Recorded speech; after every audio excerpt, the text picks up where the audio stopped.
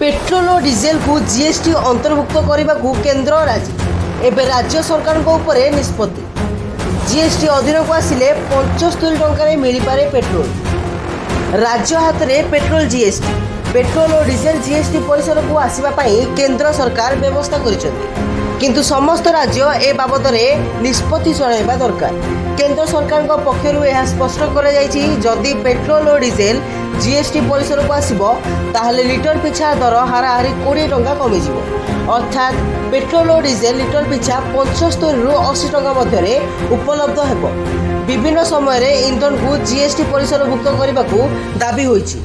एहार भितर केन्द्र सरकार राज्य उपरे निष्पत्ति छाड़ी 2017 जीएसटी लागू होता इंधनजात द्रव्य किंतु यार परिसरभुक्त होना किंतु तत्कालीन अर्थमंत्री अरुण जेटली ए बाबद व्यवस्था करथिले बोली एबर अर्थमंत्री निर्मला सीतारमण स्पष्ट कर 2 दिन तले जीएसटी परिषद बैठक दिल्ली में बसला।